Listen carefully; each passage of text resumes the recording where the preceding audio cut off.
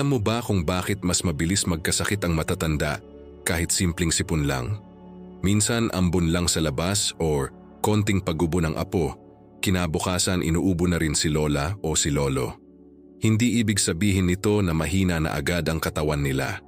Ang totoo, maaaring kulang lang sila sa isang simpleng pero napakahalagang bagay, ang vitamin C.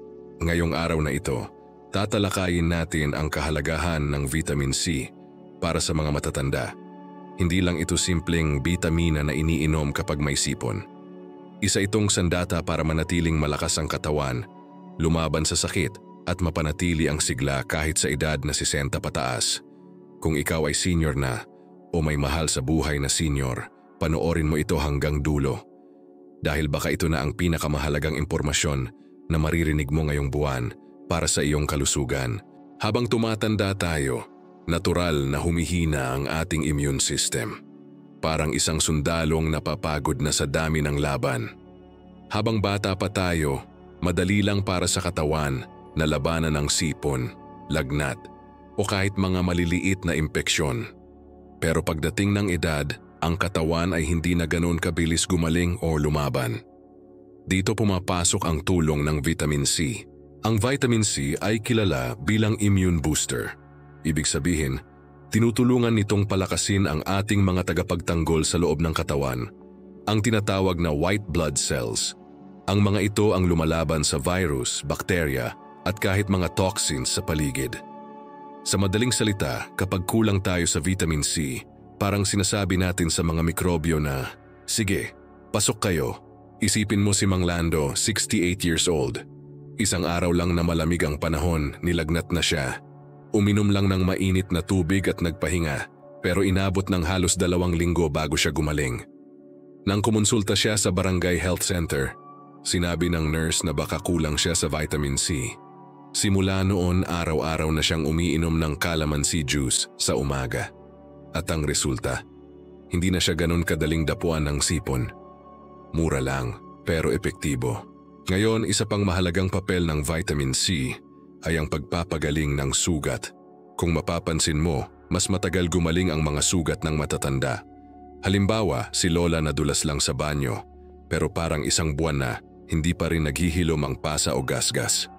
Ang hindi alam ng karamihan, ang vitamin C ay tumutulong sa paggawa ng collagen, isang proteinang kailangan para mag-repair ang balat at tissues. Kung kulang ka sa vitamin C, parang binabagal mo rin ang construction ng sarili mong katawan. Ganyan ang nangyari kay Aling Meding. 72 years old, mahilig pa rin magluto sa kusina. Isang araw, napaso siya habang nagpiprito ng isda. Akala niya simpleng paso lang, pero ilang linggo na, namumula pa rin. Nang sinabihan siya ng anak niya na kumain ng mas maraming prutas na may vitamin C, tulad ng bayabas at dalandan, unti-unting gumanda ang balat niya. Wala siyang ininom na gamot. Puro natural lang galing sa prutas. Ngayon ang tanong, saan ba makakakuha ng vitamin C ang isang senior na hindi naman laging may pambili ng mamahaling supplements? Ang sagot, sa kalikasan. Dito sa Pilipinas, sobrang daming murang prutas at gulay na mayaman sa vitamin C.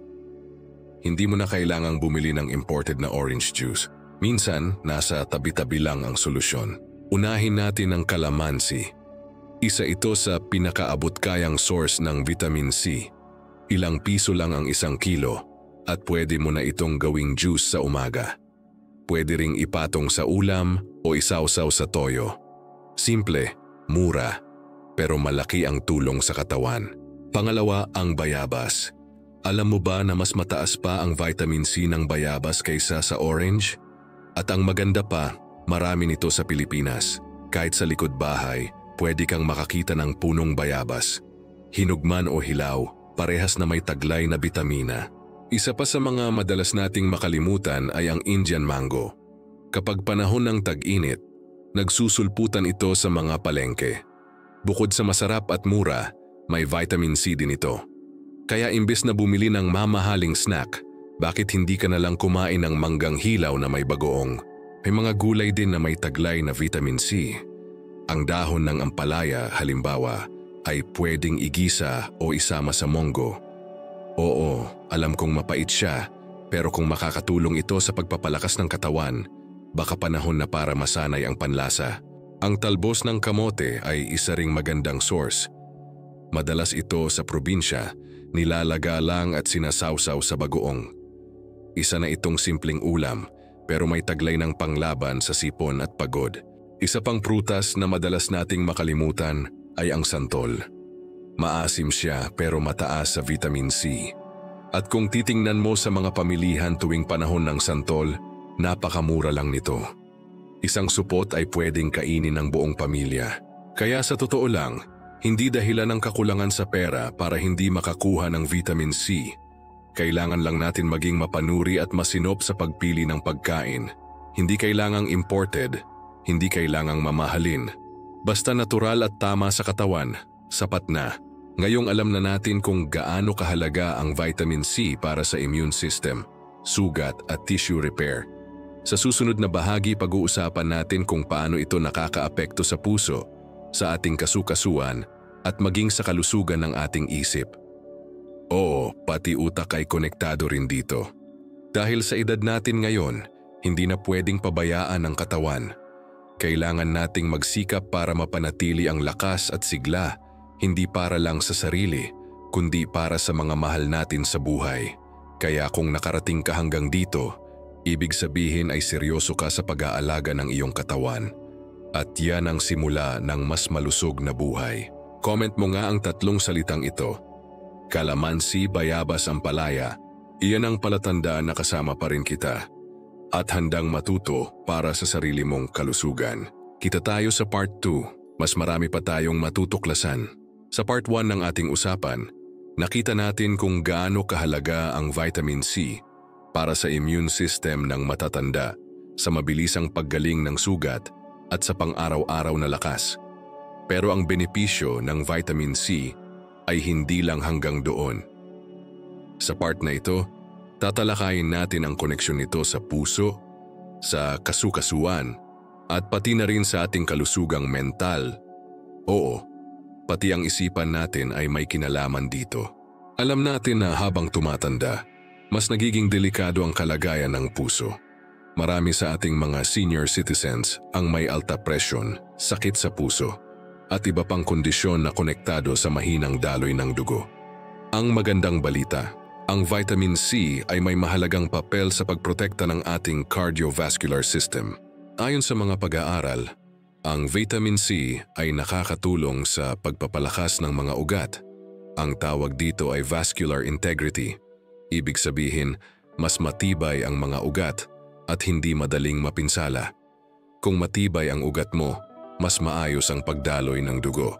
Kapag maayos ang dugo, mas bumababa ang tsansa ng stroke, atake sa puso at iba pang komplikasyon. Isipin mo na lang si Mang Arturo, 66 years old. Dati ay palaging hinihingal tuwing umaakyat sa hagdan. Madalas ding sumasakit ang dibdib kapag naglalakad ng matagal. Nang sinuri siya ng doktor, maliban sa maintenance medicine niya, pinayuhan siyang dagdagan ang intake ng vitamin C.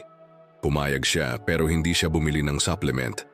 Ang ginawa niya, araw-araw siyang kumakain ng hilaw na kamatis, kaunting kalamansi sa tubig, at tuwing hapon ay meron siyang bayabas bilang merienda. Makalipas ang 2 buwan, napansin niya na hindi na siya madaling mapagod.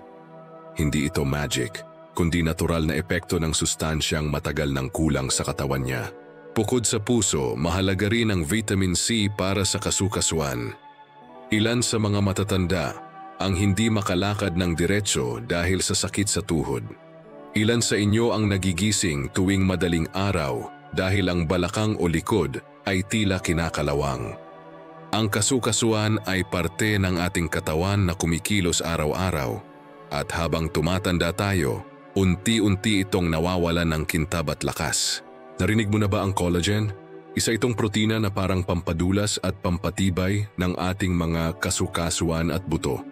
Ang vitamin C ay importante sa paggawa ng collagen sa katawan. Kung wala ito, humihina ang kartilago, nagkakaroon ng inflammation at lumalala ang arthritis. Kaya kung gusto mong bumagal ang pagkasira ng kasukasuan, huwag kalimutang isama ang vitamin C sa araw-araw na diet. Isang magandang halimbawa ay si Lola Nena, 74 na taong gulang at halos hindi na makalakad ng walang tungkod. Laging masakit ang tuhod tuwing umaga. Ang akala niya ay dahil lang sa katandaan. Pero nang pinayuhan siya ng community health worker na kumain ng mga pagkaing mayaman sa vitamin C at dagdagan ng kaunting ehersisyo, unti-unti niyang naibaba ang gamit ng tungkod. Ngayon, tuwing umaga ay naglalakad na siya sa paligid ng bahay at nagdidilig ng halaman. Minsan, ang simpleng kaalaman lang sa tamang pagkain ay sapat na para gumaan ang pakiramdam. Ngayon, pag-usapan naman natin ang epekto ng vitamin C sa utak. O tama ang narinig mo. Ang utak ay nangangailangan din ng tulong para manatiling aktibo at malinaw, lalo na sa matatanda. Marami sa mga seniors ang nakakalimot na kung saan nilagay ang salamin, kung anong araw ngayon o kung nasaan ang susi. Hindi agad ito senyales ng demensya. Minsan, kakulangan lang ito sa nutrisyon na tumutulong sa brain function. Yung vitamin C ay antioxidant. Ibig sabihin, nilalabanan nito ang oxidative stress na isa sa mga dahilan ng mabilis na pagtanda ng cells, kabilang na ang mga brain cells. Kapag mataas ang oxidative stress sa utak, mas mabilis ang memory loss, pagkalito, at pagiging makakalimutin.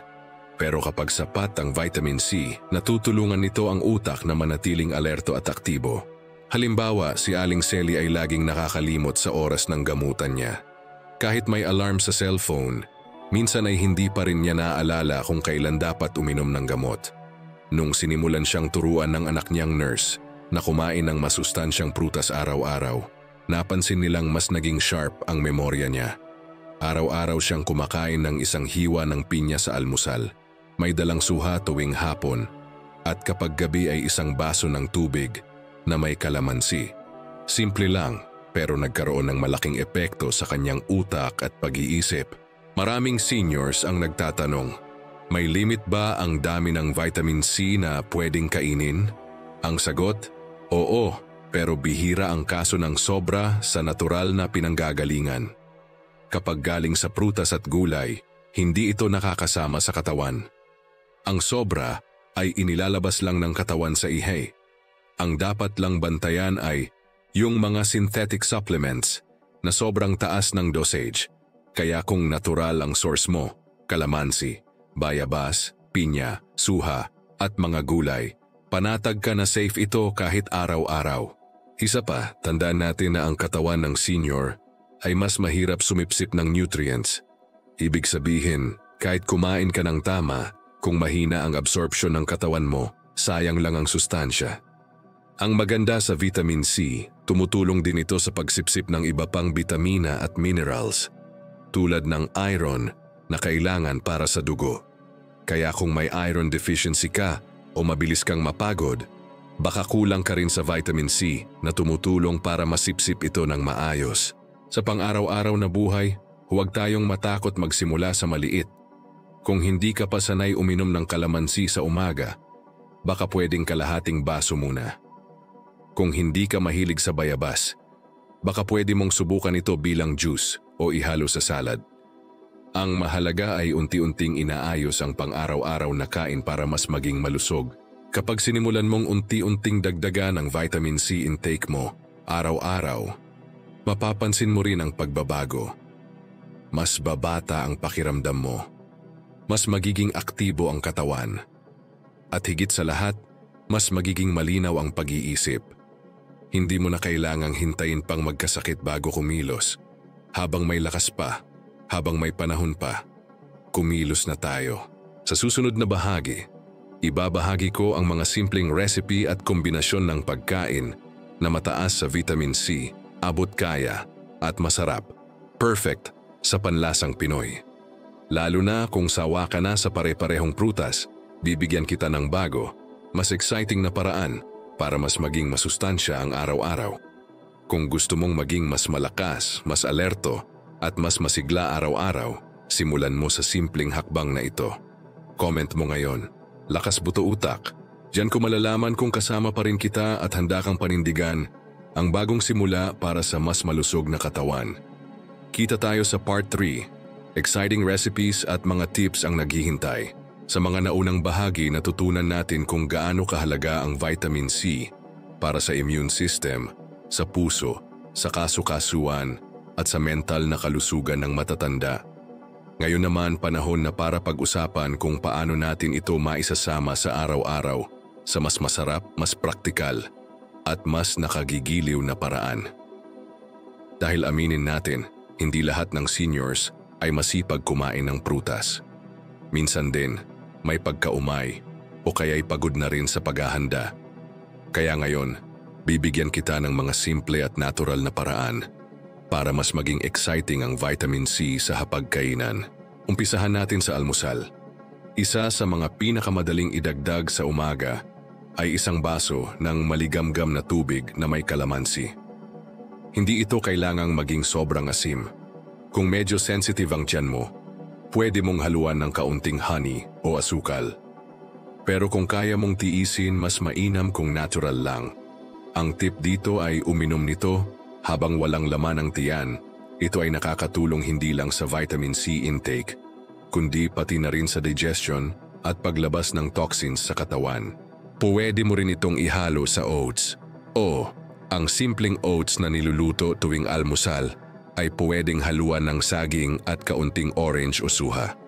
Ang kombinasyong ito ay nagbibigay ng tamang fiber at vitamin C na kailangan ng katawan tuwing umaga. Isipin mo, sa isang mangkok pa lang ng almusal na pagsama mo na ang pampalakas ng bituka at pampalakas ng resistensya. Para naman sa mga merienda, huwag mong maliitin ang bayabas. Pwede itong gawing smoothie. Kumuha ka lang ng hinog na bayabas, balatan at tanggalin ang buto. Ihalo sa kaunting gatas o yogurt kung gusto mo ng creaminess at i-blender. Masarap na, at kung walang blender, huwag mag-alala. Pwede mong kainin ng buo ang bayabas, kasabay ng pananghalian o kahit sa gitna ng hapon. Tandaan, mas kaunti ang proseso ng pagkain, mas intact ang vitamin C.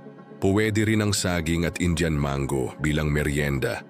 Kapag pinagsama mo ito sa isang fruit salad na may kaunting gatas, abay hindi lang pampatibay ng katawan, kundi pampatibay din ng samahan. Maraming seniors ang mas naiengganyo kumain kapag may kasamang apo o anak sa pagkain. Gawing bonding ang pagkain ng masustansyang prutas. Hindi lang ito nakakabusog ng tiyan, nakakabusog din ng puso. Ngayon kung naghahanap ka ng ulam na mataas sa vitamin C, subukan mong lutuin ang ginisang monggo na may dahon ng ampalaya. Bukod sa mataas sa fiber, ang dahon ng ampalaya ay may vitamin C na nakakatulong sa immune system at joints. Kapag sinamahan mo ito ng kaunting malunggay, mas lalo pang lalakas ang benepisyo. Simpleng putahe, pero parang multivitamins na ang epekto. Isa pa ay tinola. Ang sabaw nito ay mainam sa katawan, lalo na kung may halong dahon ng sili o malunggay.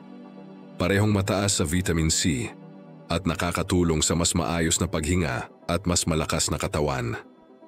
Kung may pagkakataon, subukang gamitin ang native na manok dahil mas masustansya ito kumpara sa mga processed na karne. Ang mga ganitong simpleng luto ay maaaring matagal na nating ginagawa, pero hindi natin namamalayan kung gaano ito kahalaga sa ating kalusugan. Kung mahilig ka naman sa sausawan, ito ang pinakamadaling paraan para madagdagan ang vitamin C intake. Subukan mong gawing sausawan ng toyo na may kalamansi at kaunting sili. O kaya naman ay kamatis na hiniwa at hinulugan ng asin at kaunting suka. Masarap na sa panlasa pero malaki rin ang benepisyo sa katawan.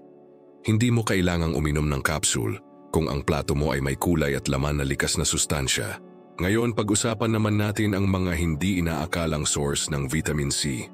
Alam mo ba na ang repolyo, broccoli at cauliflower ay may taglay ding vitamin C?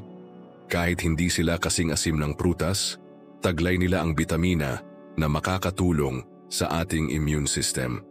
Kaya kung bibili ka sa palengke, isama mo na ang repolyo sa sinabawan, isama ang cauliflower sa pinakbet, o kaya'y igisa ang broccoli sa bawang para sa mabilis at masustansyang ulam. Huwag ding kalimutan ang pinya. Kahit nasa lata, kung pipiliin mo yung walang added sugar, May vitamin C pa rin ito, pero mas mainam pa rin syempre kung sariwa. Ang tip dito ay hatiin sa portion ng isang buong pinya, itago sa ref, at ilabas tuwing hapon bilang pampatanggal uhaw o pantanggal ng pagod. Mapapansin mong mas nagiging alerto at presko ang pakiramdam kapag ito ang regular mong merienda.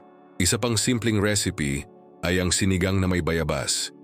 Imbes na sampalok ang gamitin, subukang gawing bayabas ang pampaasim. Mas malasa at natural na may taglay na vitamin C. Kung hindi mo pa ito nasusubukan, baka ito na ang sign para magluto ka bukas. Para sa mga seniors na walang ganong gana kumain, ang simpleng pagbabad ng prutas sa malamig na tubig ay pwedeng gawin.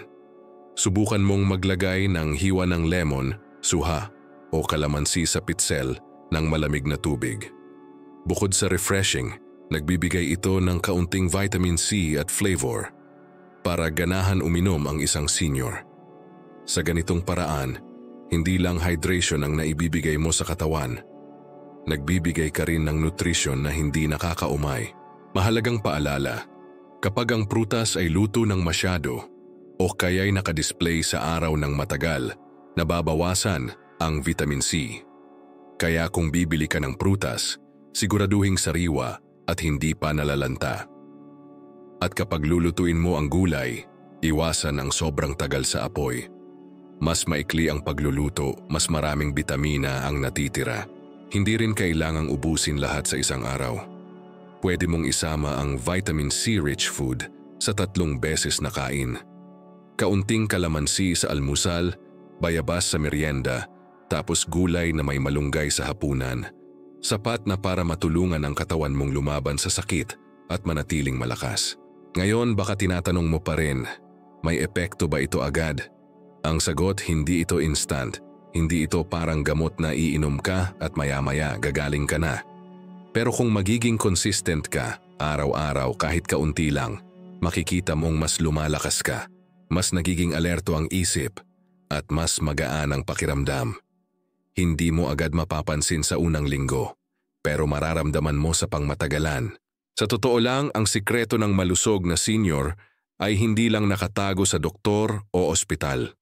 Nasa simpleng pagkain ito, nasa simpleng habit, at nasa desisyon mo araw-araw kung pipiliin mong alagaan ang katawan mo. Sa susunod na bahagi, pag-uusapan natin kung ano ang mangyayari kung hindi sapat ang vitamin C sa katawan ng matatanda. Ano ang mga babala, sintomas, at epekto sa kabuuang kalusugan. Para maiwasan ito, kailangan mo munang malaman kung ano ang maaaring mangyari kapag napabayaan. Kung gusto mong matutong maghanda ng masustansya, simple, at pampahaba ng buhay na pagkain araw-araw, comment mo ang 3 salitang ito. Prutas, gulay, sabaw. Gusto kong malaman kung sino sa inyo ang seryosong mag-aalaga ng sarili, hindi lang ngayon, kundi araw-araw. Kita tayo sa part 4. Ngayong alam na natin kung saan makakakuha ng vitamin C, paano ito ihanda sa pagkain, at kung paano ito makatulong sa puso, buto at isip. Mahalaga ring maintindihan natin kung ano ang pwedeng mangyari kapag kulang ang katawan ng isang senior sa vitamin C. Kasi hindi sapat ang basta lang, alam natin kung ano ang tama. Kailangan din nating maintindihan ang panganib kapag hindi natin ito ginawa. Isa sa mga pinakaunang senyalis ng kakulangan sa vitamin C ay ang madalas na pagkakasakit. Mabilis kang mahawa ng sipon, ubo, trangkaso, at minsan kahit simpleng pagbabago ng panahon ay may epekto agad sa katawan mo. Napapansin mo ba yan? Yung tipong konting lamig lang sa gabi, paggising mo ay masama na agad ang pakiramdam mo. Baka hindi lang dahil matanda na tayo, baka may kulang na sa loob ng katawan natin. Ang dahilan, mahina ang immune system. At tulad ng napag-usapan natin, ang vitamin C ay parang gasolina ng mga sundalo sa loob ng katawan na lumalaban sa mikrobyo. Kapag wala kang sapat na vitamin C, hindi sila makakagalaw ng maayos. Para silang mga sundalong walang armas o pagkain. Kaya madalas kang tamaan ng sakit at mas matagal kang gumaling. May kilala akong matanda sa barangay namin, si Kakardo. Walang linggo na hindi siya inuubo o sinisipon. Akala ng iba, normal lang dahil matanda na siya. Pero nung sinabihan siya ng apo niya na uminom ng calamansi juice tuwing umaga at magdagdag ng prutas at gulay sa kanyang pagkain, napansin nilang unti-unti nang nabawasan ang mga araw na siya'y may sakit.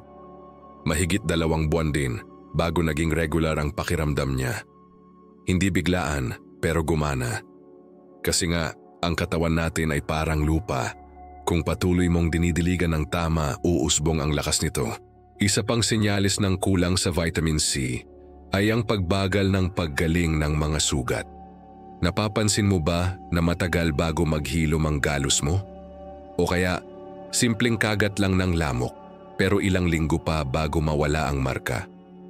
Iyan ay dahil ang katawan mo ay hirap gumawa ng collagen, isang proteinang kailangan para sa mabilisang repair ng balat at tissue. At gaya ng sinabi natin sa part 1, ang paggawa ng collagen ay hindi posible kung kulang ka sa vitamin C. Bukod sa sugat, may epekto rin ito sa gilagid. Kung madalas kang dumudugo ang gilagid kahit simpleng sipilyo lang, baka senyales na ito ng scurvy, isang kondisyon na dulot ng matagal na kakulangan sa vitamin C. Sa mga matatanda, ito ay delikado. Dahil sa scurvy, maaaring lumambot ang gilagid, masira ang ngipin, at magkaroon ng matinding pananakit ng katawan. Sa Pilipinas, bihira na ito, pero hindi ibig sabihin ay imposibleng mangyari, lalo na sa mga lugar kung saan kulang sa prutas at gulay ang mga pagkain. Pansinin mo rin ang balat. Kapag ang balat mo ay parang madalas magbalat, madaling magkapantal, o parang sobrang tuyo kahit lagi ka namang naglilinis ng sarili, maaaring kulang ka sa vitamin C. Hindi lang kasi immune system ang inaapektuhan nito, pati balat, buhok at kuko. May isang senior na tumulong sa simbahan, si Aling Bebang. Mapapansin mo sa kanya ang sobrang pagkakabiyak ng balat sa kamay. Akala niya noon ay dahil lang sa sabon. Pero nang pinayuhan siyang kumain ng mga pagkain na mayaman sa vitamin C, tulad ng pinya, bayabas at suha, unti-unti ring bumuti ang kalagayan ng balat niya. Kaya tandaan, ang magandang kutis sa edad 60 pataas ay hindi lang dahil sa lotion. Kadalasan ay galing sa loob. Ngayon, heto pa ang hindi alam ng karamihan. Ang kakulangan sa vitamin C ay pwedeng magdulot ng matinding pagod at panghihina. Yung tipong kahit bagong gising ka lang, parang pagod na agad ang katawan mo. Wala kang ganang gumalaw, wala kang sigla, at parang mas gusto mo na lang humiga buong araw. Kapag ganyan ang nararamdaman mo, baka hindi lang ito dahil sa edad.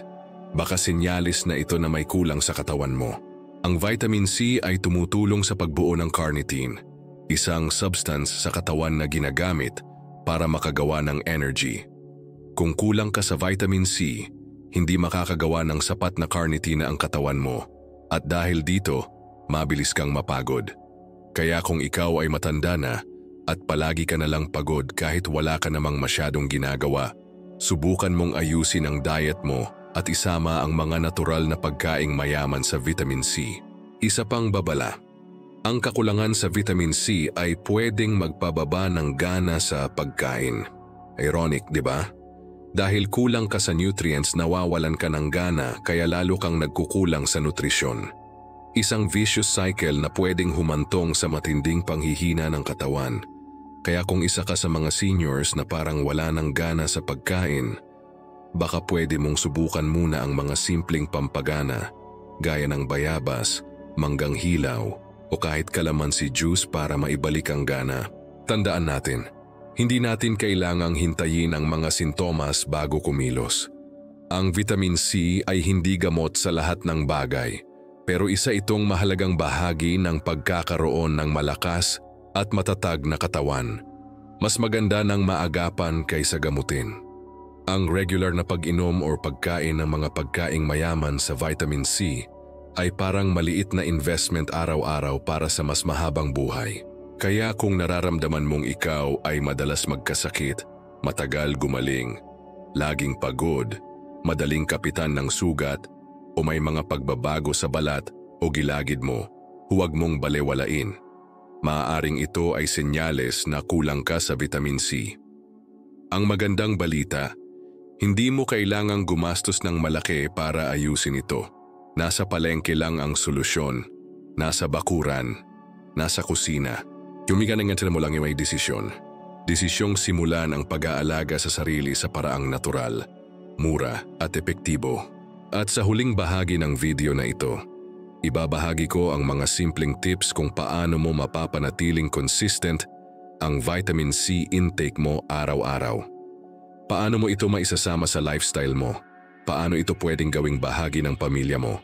At paano ito pwedeng maging sikreto ng mas masigla, mas mahaba, at mas masayang buhay kahit ikaw ay nasa edad 60, 70 o higit pa? Kung gusto mong hindi lang basta umiwas sa sakit, kundi manatiling malakas at buhay na buhay, kahit sa katandaan, comment mo ang 3 salitang ito. Laban lakas linis kita tayo sa part 5. Dito mo makukuha ang kompletong gabay sa araw-araw na konsumo ng vitamin C para sa matatanda. Kung nakarating ka na sa part 5, saludo ako sa iyo. Ibig sabihin, handa ka talagang pangalagaan ang sarili mong kalusugan at hindi ka lang basta nakikinig. Talagang gusto mong kumilos.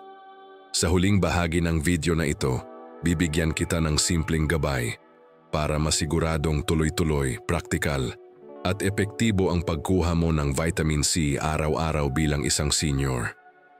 Kasi hindi sapat ang one-time effort lang. Ang tunay na pagbabago sa katawan ay nangyayari sa araw-araw, sa mga simpleng gawain na ginagawa mo ng tuloy-tuloy. Unahin natin ang pinaka-basic, consistency. Ang katawan ng isang senior ay hindi kasing bilis ng katawan ng isang bata. Kaya kung gusto mong makita ang epekto ng vitamin C, kailangan mong maging consistent. Ibig sabihin, araw-araw mo itong isinasama sa routine mo, kahit konti, basta tuloy-tuloy. Pwede mong simulan ang umaga mo sa isang baso ng maligamgam na tubig na may kalahating kalamansi. Hindi mo kailangang gawing puro. Pwedeng haluan ng kaunting honey kung sensitive ang sikmura. Sa umpisa, baka hindi ka pa sanay sa asim. Pero sa ilang araw lang, magiging bahagi na ito ng iyong gising. Kung sa iba, kape ang pampagising. Sa'yo, kalamansi na nagbibigay ng lakas at depensa sa katawan. Pagdating naman sa almusal, magdagdag ng prutas. Kung sanay ka na sa pandesal at kape, subukan mong maghiwa ng isang pirasong bayabas o papaya. Hindi mo kailangang maghanda ng komplikadong pagkain. Isang platitong prutas sa tabi ng iyong tinapay ay malaking tulong na sa katawan mo. Kung may pananghalian ka na karaniwang sinabawan gaya ng tinola o monggo, isama mo na ang dahon ng malunggay o ampalaya. Kung nag-aadobo ka, pwedeng isabay ang cauliflower o repolyo bilang side dish. At kung mahilig ka sa sausawan, gawin mo ng regularang toyo na may kalamansi o suka na may kamatis. Hindi lang ito pampalasa, ito ay sustansya. Pwede ka ring maghanda ng tubig na may hiwa ng suha o lemon sa pitsel. Masarap ito lalo na ngayong mainit ang panahon. Hindi lang pampalamig, ito rin ay tulong sa hydration at source ng vitamin C. Kapag masarap ang tubig, mas madaling uminom at mas mataas ang chance na manatili kang hydrated. Isa pang mahalagang bahagi ng kalusugan ng matatanda. Isa pang paraan para manatiling consistent ay ang pagkakaroon ng vitamin C calendar. Gumawa ka ng simpleng listahan sa papel kung saan mo ilalagay ang prutas o gulay na nakain mo sa araw na yon. Hindi mo kailangang maging sobrang detalye, kahit pa-check lang kung kalamansi, bayabas o pinya ang nakonsumo mo. Sa ganitong paraan, natutulungan mo ang sarili mong maging aware kung nagiging regular ka ba sa pag-intake o may araw kang nakakaligtaan. Kung may apo ka o anak na kasama sa bahay, gawin mong bonding moment ang paghahanda ng prutas. Maghiwa ng pinya habang nagtatawanan. Magtanim ng kalamansi sa paso. Ang simpleng aktibidad na ito ay hindi lang para sa nutrition. Ito rin ay pagkakataon para palakasin ang samahan ng pamilya. Mas masarap kumain kapag masaya ang paligid. At kapag masarap ang kainan, mas madaling sundan araw-araw. Kung senior ka na mag-isang namumuhay, huwag kang matakot maghanda para sa sarili. Ipadama mo sa sarili mong mahalaga ka at ang paghahanda ng masustansyang pagkain ay isang paraan para ipakita yan. Hindi ito luho. Hindi ito abala. Ito ay pangangailangan. Isa itong regalong binibigay mo sa sarili mong katawan araw-araw. Huwag mo ring isipin na kailangan mong bumili ng imported o mahal na prutas. Tandaan mo, ang bayabas, kalamansi, santol, pinya at malunggay ay kayang-kaya ng bulsa. At mas mataas pa nga ang vitamin C content ng ilang local fruits kaysa sa mamahaling imported orange. Ang sikreto ay hindi nasa presyo, nasa pagpili, nasa disiplina, at nasa konsistensya. Isa pang tip, isama ang vitamin C-rich food sa merienda. Marami sa ating matatanda ay sanay sa biskwit o soft drinks sa hapon. Subukan mong palitan ito ng isang platitong pinya, kaunting suha, o kahit simpleng manggang hilaw. Dagdagan mo pa ng isang basong malamig na tubig na may kalamansi. Merienda ka na, uminom ka pa ng bitamina. Kung minsan ay wala ka sa mood at pakiramdam mo ay parang walang gana, ang pagkain ng masustansya ay mas lalong mahalaga. Tandaan mo, hindi lang pagkain ang nagbibigay ng gana. Minsan, ang pagkain din ang nagbibigay ng balik ng gana. Vitamin C can help with that. Ngayon, kung may maintenance ka o iniinom na gamot, mainam ding ipaalam sa doktor mo ang pagdagdag mo ng prutas at gulay na mayaman sa vitamin C. Hindi ito para pigilan ka, kundi para matulungan kang mas mamanage ng tama ang kabuuang kalusugan mo.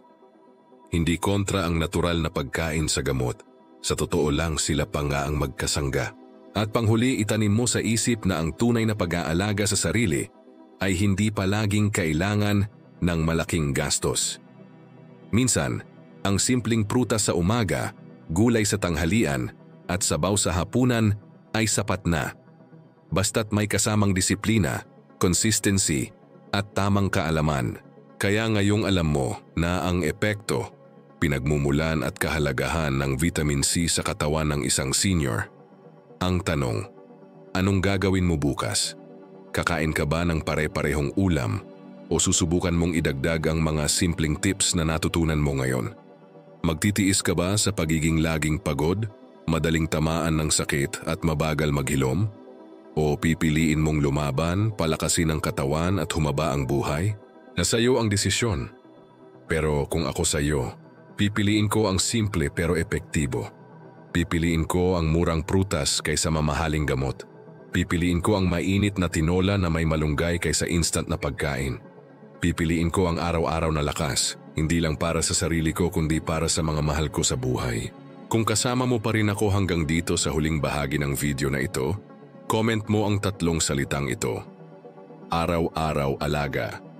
At syempre, kung marami kang natutunan sa video na ito, pwede mong i-like ang video.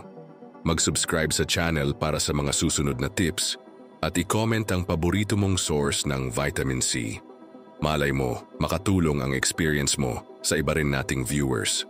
Hanggang sa muli, mga lolo at lola, alagaan niyo ang sarili niyo dahil kayo ang lakas ng pamilya